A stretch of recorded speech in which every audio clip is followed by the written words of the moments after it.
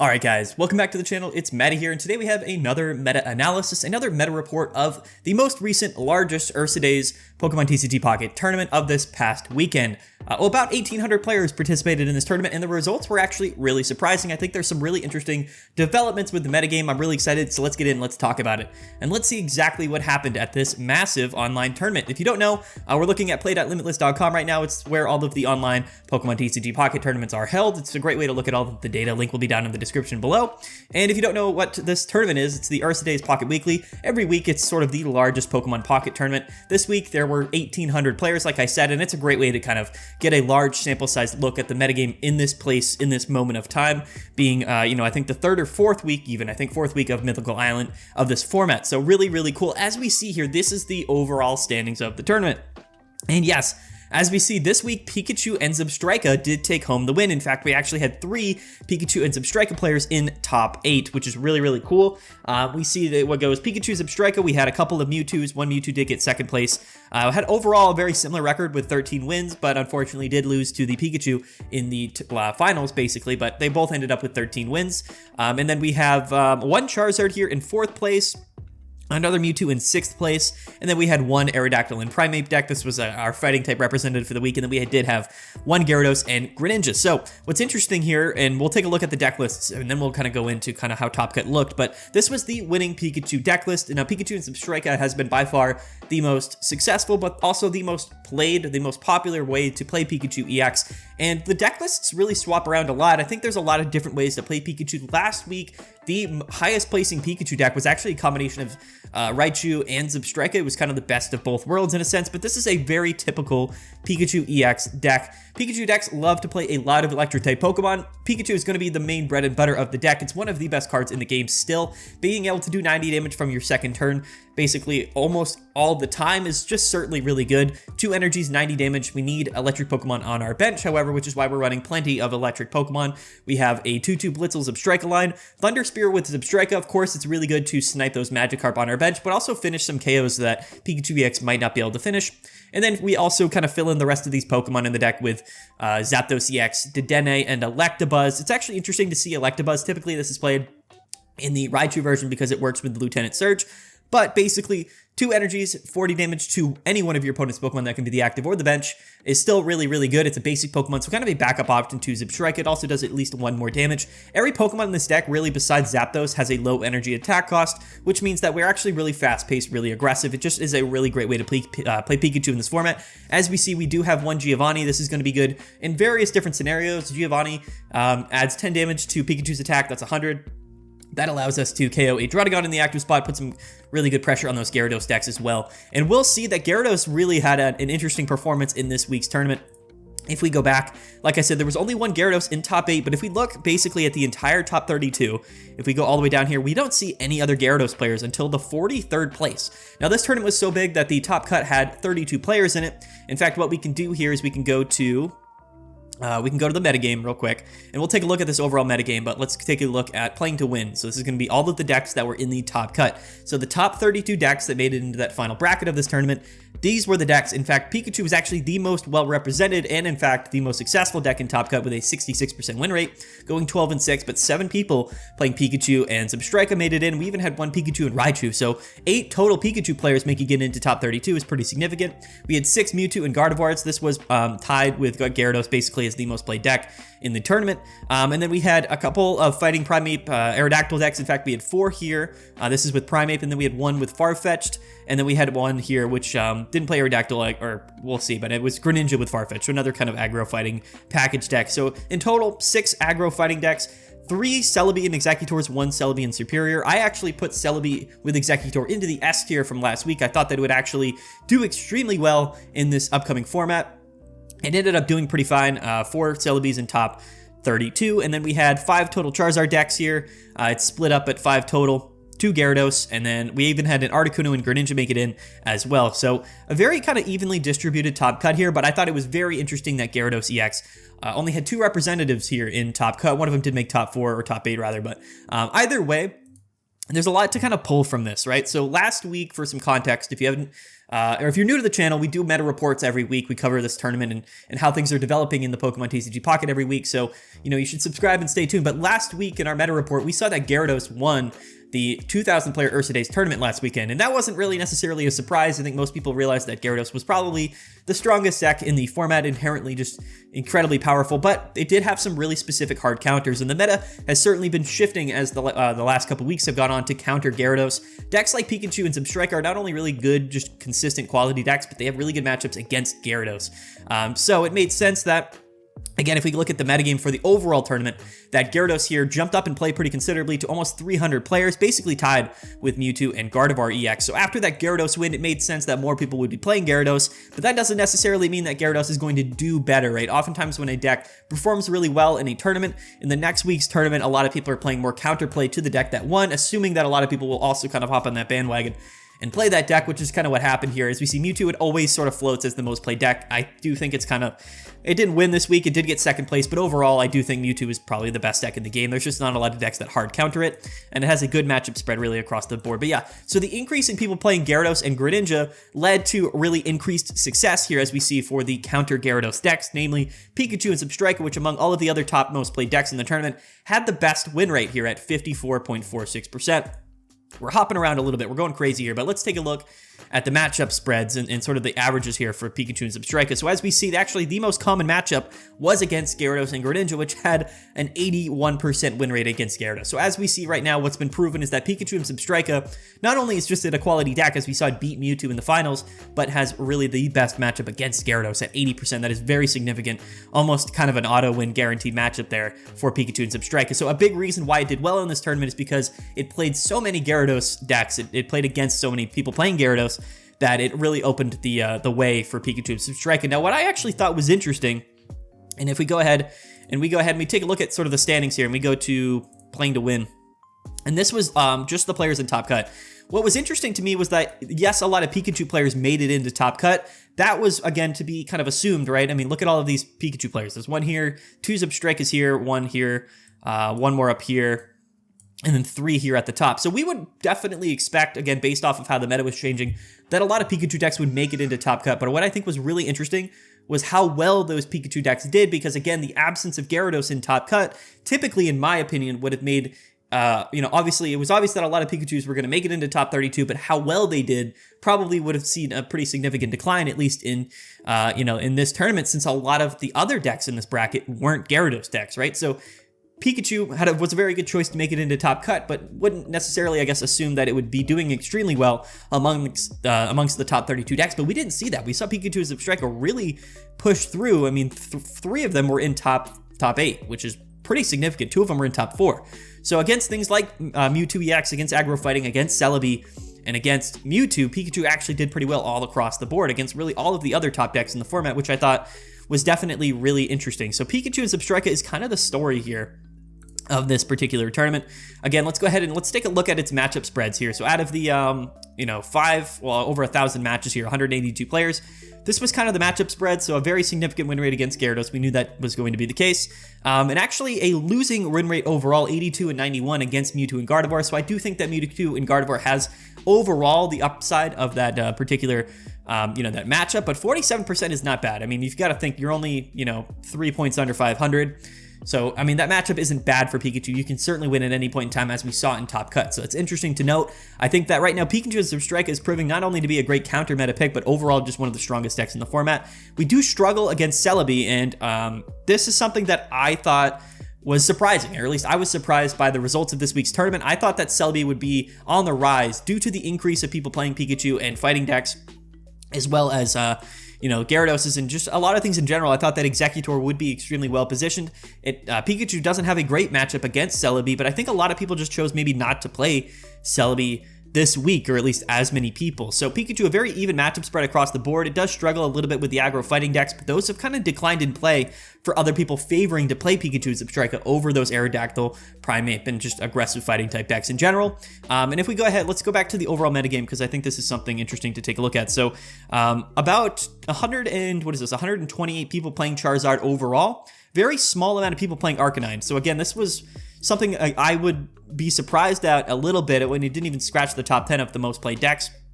And Arcanine in Moltres has a really good Celebi matchup, and it has a good Pikachu matchup as well, so I really thought more people would maybe choose to play Arcanine, but overall, not many people played it, only 19 people in this entire tournament, but over 120 people playing Charizard EX, and Charizard EX, again, has a pretty decent matchup against Pikachu, I would think, or vice versa. So again, interesting how Pikachu really kind of interjected itself. A lot of Celebi players still, basically more people playing Celebi in total than Pikachu and Z-Striker, yet Pikachu and Z-Striker definitely kind of far and away the most successful deck of this tournament, but sometimes that's just how the math works. That's just how, the matchups go, which is certainly very, very interesting.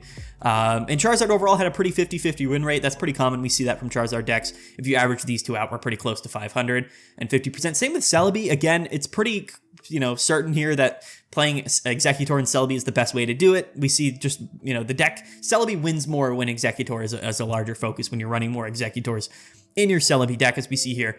Still a lot of people not necessarily playing 2 copies of Exeggutor in their deck, which is why it's categorized differently on Limitless, but either way, interesting development. So Pikachu being the 3rd most played deck, but kind of had a really good outing in this particular tournament. Now, how will the meta adjust after this week, after Pikachu winning? We could see an increase of fighting type decks. I think they could be potentially more well positioned, but I think that the increase of Celebi is also a pretty, interesting thing. We got to keep that in mind, right? Celebi has a good Pikachu matchup. Pikachu has a good Gyarados matchup. Gyarados is going to decline in play next week for sure, which kind of makes it so Pikachu has less of an advantage in the overall metagame. If more people play Exeggutor and Celebi, if more people end up playing aggro fighting, or even Arcanine, which I think should see more play. I think Pikachu is definitely going to have a more of a struggle, which will probably just open things up for Mewtwo to dominate like it always does. It probably should have this week, to be honest with you, but overall, losing to Pikachu in the finals here, I would have been less surprised to see, 3 Pikachus above really any other Mewtwo player. A lot of them kind of fell pretty short here in the tournament, which is certainly very, very interesting. Let's take a look at the 2nd placed Mewtwo deck. It's probably not going to be anything too crazy here. Yeah, this is a great example of a very standard Mewtwo deck, at least in this current format, and how people are playing it. 1 copy of Mew-EX. This is going to help in the Charizard matchups. It can help in a variety of different matchups as well, but also good in the mirror match. I think playing Mew-EX over something like a Jinx as a secondary attacker is probably a better option, but I think the real thing to take a look at with Mewtwo decks, not so much the Pokemon, that's been sort of, decided upon for a while now, but it's the trainer cards. So 1 Sabrina and 1 Leaf and 2 X-Speed. So 1 copy of blue as well. The copy of blue is becoming increasingly more popular right now. I think that blue helps a lot in the mirror match. No Giovanni in this deck, so there's no real way to get over an Exeggutor with 160 HP, which is something to mention in its own right. But 1 blue is gonna help you from living an attack from an opposing Mew to EX as well as Mew-EX. So this is really kind of the strongest, most consistent way to play Mewtwo, but it's also really good in the mirror match, as we see with Mew-EX and blue in the deck. 1 copy of Sabrina, 1 copy of Leaf. It's really debated whether or not you need 3 retreat costs in Mewtwo. That flexibility can be really good. Oftentimes you do start with a Ralts or a Pokemon that you don't necessarily want. There are exactly a lot of times where you're kind of leading with a Mewtwo EX, but you choose to commit energies to your benched Mewtwo EX. So at some point you want to retreat without having to attach energies to that active. That's certainly where Leaf can come in handy. 2 copies of X-Speed as opposed to Leaf is interesting, but again, you can play X-Speed in Professor's Research on the same turn. You can't necessarily do that with Leaf, so Leaf is a little bit less consistent in terms of your ability to use it, but overall, I think it's probably a little bit more useful, but a very standard Mewtwo deck. Now, I kind of want to take a look at the their 3rd place, but the 2nd highest placing Z-Striker deck, which just in fact happens to be the exact same list as the number 1 deck. So we're probably seeing a little bit more of a convergence of the way that people are playing Pikachu and Z-Striker. I do think Giovanni is really good in Pikachu for a variety of different reasons. It also can be good for hitting something with the active spot, maybe with a Dedenne or even Zapdos if needed. 2 potions as well, which is kind of interesting. You got to think about what other supporter cards are worthwhile playing in Pikachu. Now the format right now is interesting. Like, a lot of the decks are able to one-hit KO all of your Pokemon. Things like Mewtwo, things like Gyarados, things like Charizard are able to just one-shot all of your Pokemon. So you may be thinking to yourself, like, why would we play Potion in the deck? I think the main reason why you play Potion in here is to help perhaps in those Celebi matchups or against Exeggutor, being able to perhaps live 2 or 3 attacks even from an Exeggutor if they get lucky and they flip tails, but also those aggro fighting decks, which are hitting you for weakness. A couple of potions can make the difference there in you living more than 2 hits from some of those fighting type aggressive Pokemon, things like Farfetch'd as well. So another thing to kind of keep in mind. I think that Potion really does improve some of those other matchups matchups. I think it's kind of slept on, in fact, at least how the meta is shaping up right now. I think Potion is actually quite good, along with Giovanni. I think these are actually two underrated and very important cards in the Pikachu decks, but I think these players were really smart in the lists that they were able to play. And then let's take a look at this Charizard deck. Charizard getting top 4, and this is actually sort of the new wave of Charizard. It's becoming a lot more popular now. Only one copy of Growlithe and Arcanine as opposed to just 2 copies of Growlithe and Arcanine with a Mew EX thrown in here. And Mew EX is actually really good. It's just good in a variety of different matchups. It's good in the mirror matchup because, again, it's pretty consistent in the scenario where your active Charizard gets KO'd. We have a revenge attacker that we can set up for only 3 energies, which is pretty significant, right? You got to think about, like, in the mirror matchup, the first person to take a KO with their Charizard EX is often the first person to get KO'd by an opposing Charizard EX, right? You kind of want to play that weird battle, so I think Mew EX really helps in the mirror matchup as well as other matchups, but in the mirror matchup especially because basically we can feel confident bringing into our Charizard, taking a KO, and even if we get revenge KO'd, we can then bring in our Mew EX, which can, you know, KO our opposing or our enemy's Charizard EX, which can really win that mirror matchup. It's just good for a variety of different reasons, and I think that I really do like this Charizard deck. I think as far as Charizard goes, which again is fairly limited in its play, at least still, it's always going to be performing. We're always going to have at least 1 or 2 Charizard players that do extremely well because Charizard is a very high roll deck. It has a really high potential if you draw well, and if things just go well for you playing Charizard, you always have that potential. Let's go into the seventh place list here and take a look at Primeape and Aerodactyl. Not much really changing in this particular archetype, and now most people playing fighting right now are playing Primeape. I think it's cool because the combination of Primeape with Hitmonlee gives you strong options going both first and second. If we are going first, no, we can't attack on our first turn, but we can attack on our second turn with a stage 1 Primeape here for only 1 energy, just punching for 50 damage, which can be really good if you think about it. You can get sometimes maybe 2 or 3 punches off. And this is, again, I think the big reason why we're playing Potion in Pikachu. Punch here actually does 70 damage to your Pikachu EX, which is going to 2-hit KO you. But of course, if we have 2 potions in the deck, we do have the potential to live 2 attacks from the Primeape, which can really be the difference here. But again, we still have the Hitmonlee to help with those Magikarps, and we have Marshadow as well. The line here is that we want to start off with Primeape or Hitmonlee, put a lot of pressure on our opponent, and then after they get KO'd, we can revenge attack here with Marshadow, perhaps take a second KO, and then in the late game, we have things like Aerodactyl. So it's a very fast-paced deck. It's kind of becoming a little bit less well-positioned, I feel like, in the metagame. At least that's how it looked over the last few weeks with, you know, Exeggutor on the rise, Pikachu sort of on the fall at least, and people kind of choosing to play Mewtwo over things like Gyarados. But this week was different, and it was an exception, I think, because last week Gyarados ended up winning the tournament, which kind of skewed the metagame and the meta share of certain these particular decks, which made the outcome of this tournament actually, in my opinion, really, really interesting. Pikachu and Z-Striker kind of really being the front runner and the overall by far best, most successful deck of this tournament was a surprise to me to some degree. But again, we're always going to see more people kind of sort of countering the apparent what's probably going to be the most played deck rather than people kind of countering the counterplay. That's, of course, just how it works. So Gyarados winning last week means more people are going to play Gyarados. So the decks that are going to be good this week are the decks that, of course, that are strong against Gyarados. I think that's a pretty easy to understand concept. But overall, I thought it was pretty surprising that fighting decks really fell by the wayside, increasing or decreasing rather their success with the increase of Pikachu. I just thought that was rather interesting. We did have one in top 8, and we had one as well in top 16. But overall, not too many fighting decks really popping off here in this particular tournament. Let's take a look at this other Mewtwo deck. Is it kind of the same? Just before we even open it up, 1 X speed, 1 Leaf, 2 Mythical Slab, 1 Sabrina, 1 red card. Okay, so we swapped out a X speed, I think, for a red card in the deck. Red card is interesting. I don't know how good it is in like a tournament format. A lot of people are very not necessarily high on red card overall. I think they just they know that it isn't always bringing value, and sometimes it can hurt you. So it's up for debate how good red card is, especially sort of in the game right now and the limited amount of cards that people always have in hand. In Pokemon Pocket, a lot of people are just sort of playing the cards as they get into their hands, especially in the most popular and most common decks. You're kind of just drawing the cards and then you're playing them. And it's not very often that you're kind of stacking up a bunch of cards in your hand and then getting red carded. However, it can be useful. Most of the time, it's probably not something that's very necessarily important. But the first time we saw Celebi, and in fact, we saw 0 Celebi in top 8, but we did see one get 9th, 10th, and 12th here.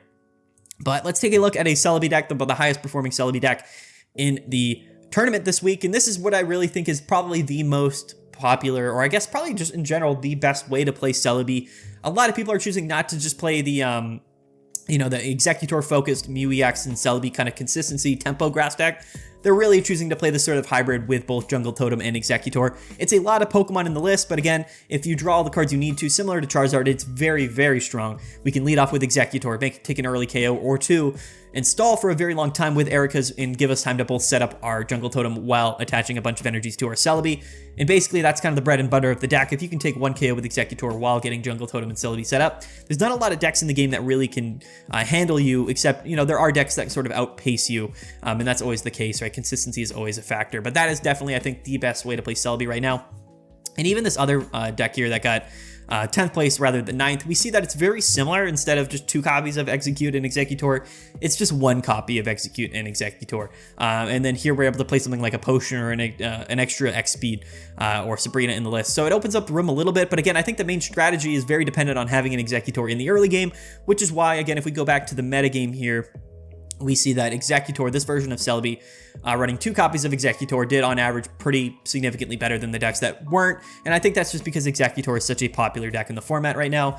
But again, very interesting and surprising. If we go, I just want to check this back again to the Pikachu EX and Z-Striker matchups, because again, I think it's really interesting that we didn't see this deck, I guess, really see a lot of Celebi, at least in top cut. I mean, it went 23 and 41, so there wasn't a large sample size, but against both of these Celebi decks here, against all these matches, a very low win rate. Only 1/3 of the games you were able to win, actually, against both Celebi and Exeggutor, and the Primate Fighting list as well. So, you know, top cut really kind of comes down to, you know, the matchups. It's all sort of RNG and who you get paired up against, and I think that's sort of just oftentimes what you know, we're gonna see in top cut. Is it's not it's yes, it's about kind of your meta share and the decks that you're placing and the cards that you're playing in your deck, but oftentimes it's about the decks that you're getting matched up against, which is why I still thought it was really interesting that Pikachu was able to kind of top Mewtwo here in the finals, as well as all the other decks, really. I mean, look at all these decks below the Pikachus, right? I mean, there is a lot of Pikachus lower down, let's be fair. So I guess maybe it's sort of just a statistical anomaly that so many Pikachus made it into top cut, that since it's at least a pretty consistent deck, we were probably pretty likely to see it do well, at least in top cut, right? Some of them are going to get lucky or, you know, just sort of outpace a lot of other decks. We did see some other cards here in top 32. Let's actually go into playing to win. I wanted to kind of showcase some of the other decks that made it into this top cut bracket. Here we see Greninja and Farfetch'd, and this is a really interesting deck. I think this is something that not a lot of people are choosing to play, but again, it's another flavor of these aggressive, fast-paced fighting type decks. It's a purely non-EX archetype, which I think is actually really good.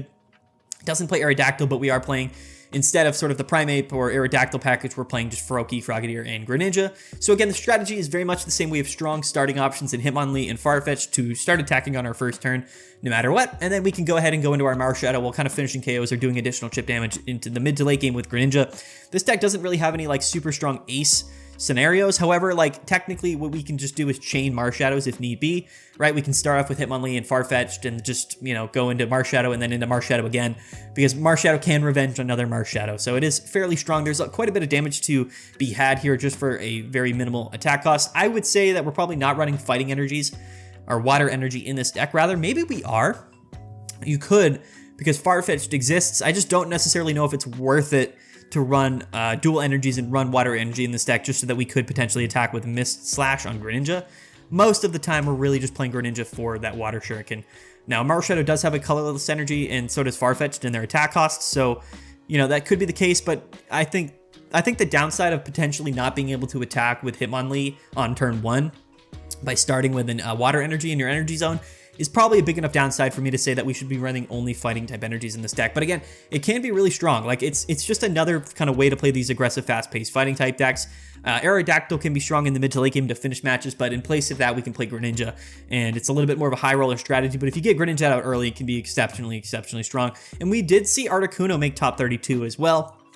The thing with Articuno is that I think it's still very disrespected in the format. I think that Articuno in Misty is just a strong deck in general. I don't think it's necessarily super well positioned right now, especially with the large amount of Pikachus, but it's not in a bad position either. I just think that it's a strong deck. There's a lot of different ways to play it. You can play it with Starmie. I think Starmie is also pretty good. You can even play it with like the new Vaporeon, or you can play with Aerodactyl as we've seen, or you can just play straight Articuno. There's a lot of different ways to play Articuno right now, but the combination of Articuno EX with Misties is always going to be strong, and I think people are electing not to play it over a lot of other decks in the format, but I think it still deserves to see play. And then the only Pikachu and Raichu deck that made top 32. We've talked about this a lot as well. Pikachu and Raichu just isn't necessarily considered to be the better version of it, but as we see here, the only Pikachu and Raichu deck that made it into Top Cut is going to be also playing Z-Striker. So this is kind of the Pikachu deck that did the best last week. It's a hybrid of both Raichu and Z-Striker, only running one copy of Lieutenant Surge, not running any Electabuzz here, which is I find interesting, and instead running one Zapdos EX. But yes, we're running both Z-Striker and Raichu. I just think with the high amount of Gyarados in the format right now, Z-Striker is just overall by far kind of the better option. There's other setup decks and mid to late game decks that are just stronger than Pikachu, Raichu, things like Gyarados, things like Mewtwo, things like Charizard, that if you're playing Pikachu, you're going to want to play with a lot of pace. And decks like Celebi and Exeggutor have both good pacing options with Exeggutor and late game options with the Jungle Totem and Celebi combination. So yeah, it's just overall an interesting sort of scenario this week. It's not necessarily what I would expect it, but we are still seeing significant shifts in the metagame. Let's go ahead and take a look at the overall, meta share and sort of, win rates of some of these other decks here. So like I said, Mewtwo by far, still kind of the most consistent top played deck here, just under 500. But again, the decks that are being played more than any other deck, the more people are playing a deck, the closer it's going to fall to 500, as we saw with both Mewtwo here and Gyarados. It's just sort of how it goes. The more people that are playing a deck, the more people that consider, a deck sort of the top deck. I mean, you might get a lot of beginner players or inexperienced players or just overall kind of people that haven't necessarily played the deck very often. They don't understand it to a high degree, choose to play it because they know that it's a strong deck, which kind of brings the balance closer to 50-50 for sure. Pikachu being 120, almost 200 players, 55% win rate. This is by far the biggest standout, but again, I think the increase of Gyarados really kind of made this this deck jump overall. Exeggutor and Celebi still a strong choice. I mean, out of the other decks that had a 52% win rate, definitely good, but its representation in Top Cut was actually a little bit down, I would say. And then Charizard and Arcanine, or Charizard and Moltres with Mew EX. Both of these very, very similar. You can kind of pick and choose. They're both going to be floating somewhere around 500. 50% win rate. Charizard and Arcanine did a little bit better. Let's take a look at these matchups as well. I'm just kind of curious what the Charizard matchups look like. So as we can see, a losing win rate to Mewtwo. Mew EX is going to make that happen. I think all of us, or a lot of people, thought that Mew EX would really affect Charizard to a significant degree, and it did improve the matchup for Mewtwo. As we saw last format, Mewtwo had a pretty consistent losing win rate against Charizard, whereas now it has a pretty consistent winning win rate. Not something phenomenal, but it is, of course, winning against Charizard most of the time. But I thought that the impact of Mew EX would be a little bit more significant. I didn't necessarily test it a lot, but on paper, right, at first glance, it would seem that Mew EX would just completely shut down Charizard, but that's not necessarily the case. Arcanine also does exist in these deck lists, so that gives Charizard sort of another option as well to attack, even if our Charizard gets KO'd. Probably why that matchup is pretty good in its own right here. But Charizard doing really well against Celebi decks, a very phenomenal win rate, but actually quite a losing win rate against Pikachu Z-Striker. There weren't too many matches. It's only 11 and 16 is the record. Not too many, so not too many matches being played against Pikachu Z-Striker. But again, this matchup is probably not that great. The pace of Pikachu with Z-Striker and hitting for weakness on Moltres is pretty significant. Kind of makes sense here to fall closer to under 500, 40% win rate against Pikachu. But the other kind of strong matchups here that Charizard has, as we see, it's good against Golem. A lot of decks are good against Golem in particular. But so really just sort of the grass type decks. It's interesting. Like, that's really the only thing that Charizard has a significantly strong matchup against. We see about a 50-50 matchup against Gyarados. This is something that maybe wasn't super apparent on paper, but it does kind of make sense. Like, yes, water hits for weakness against fire, but that doesn't necessarily matter. Charizard is living an attack from Gyarados really no matter what. Gyarados hits for 140. Even with weakness, we're living. But Charizard can one-hit KO Gyarados. So it really comes down to who kind of paces better, who draws better, and who gets into their attackers a little bit more early. So I actually think that this matchup falling around 500 is probably a good reflection on how that matchup really is for Charizard. But yeah, the matchup spreads for Charizard aren't like super anything phenomenal, like nothing really great against the other top decks in the format aside from Celebi. But if we go down, like we'll see Charizard oftentimes just kind of stomps a lot of the decks that aren't really considered meta decks that don't have a great answer to Charizard. And it's kind of similar to Mewtwo. It's just a powerful deck, and it's kind of like a non-meta deck stomper in that particular degree. The other thing I want to look at is Aerodactyl and Primeape. Only 55 people playing this deck, but I figure the matchups would be fairly interesting to take a look at here. So its most common matchup was against Gyarados. Now the win rate here at 56% is good, but it's very much not as good as the Pikachu and Z-Striker matchup. You got to keep that in mind. Pikachu and Z-Striker also has a good matchup against Gyarados, but it's a very better matchup. Like, it was 80% win rate against those matches, whereas Aerodactyl and Primeape only had a 57% win rate. So yes, this deck technically with Hitmonlee and such is strong against Gyarados, but it's by far less good in this matchup than Pikachu is, which again is just another reason to play Pikachu. Now, one of the big reasons why people were playing fighting type decks so commonly, at least a week or two ago, is because we knew that it had these fighting decks had a good matchup against Gyarados, but they also had a strong Pikachu matchup. I think that's pretty well reflected here. 66% win rate, going 24 and 12 against Pikachu. So it's interesting. I just think more people decided to play Pikachu rather than the fighting type decks, even though fighting had a strong matchup against Pikachu. It really just comes down to what people were kind of choosing to play. Struggling against fire for sure, and then definitely struggling against the grass type decks to some degree as well. Only a 34% win rate against Exeggutor, and that's a big reason why Exeggutor is so good, I think, in Celebi, is because it's really, really strong against things like Pikachu, as well as against those fighting type decks. Being able to just take like 3 or 4 hits, being able to live forever with Erica's on top of the high HP of Exeggutor really can be the difference. So I think that, you know, next week, carrying on to next week, we'll probably still see a lot of people play Pikachu Z-Striker, but overall, I think that a good choice in the next week's tournament would probably be Celebi and Exeggutor. I still think that Celebi and Exeggutor is sort of a top tier deck. I didn't put Pikachu Z-Striker in the S tier of my last tier list, mainly because I still don't actually consider Pikachu Z-Striker as like an S tier deck. I still think it's sort of a counter meta deck. Inherently, it's not as strong as the other top 3 decks in the format, being Mewtwo, Gyarados, and Celebi and Exeggutor. However, its consistency, its fast pace, and its overall good place in the metagame, if, you know, most people are going to be playing Gyarados, then yes, you know, Pikachu is certainly a really good choice. But it'll be interesting to see how this all kind of evens out as things go on. I think that the meta overall is really settling down in a really kind of in a way that's easy for us to sort of understand. We have our top decks, and we have sort of our interactions between all of them. I might break it down at some point in a separate video, but for the most part, basically, you know, Mewtwo, Gyarados, these are going to be the most played decks. Pikachu, all Pikachu variants, as well as all Celebi variants, are kind of next below it in that other tier in terms of its popularity. And then below them, we have things like the fighting type decks with the Aerodactyl, we have the Charizard decks, and then we have these sort of niche other decks like, you know, Greninja, all of the different Greninja archetypes, or you know, Aerodactyl archetypes that aren't necessarily Primeape focused. So that's sort of the tiers, right? It's sort of the tiers, and Mewtwo seems to have the most balanced matchup spread against the other top decks in the format, but that doesn't necessarily mean that it's going to always win. Basically, it just means that it's always going to be in the contest. Like, you're never going to see a Mewtwo probably not in top 8 or top 16.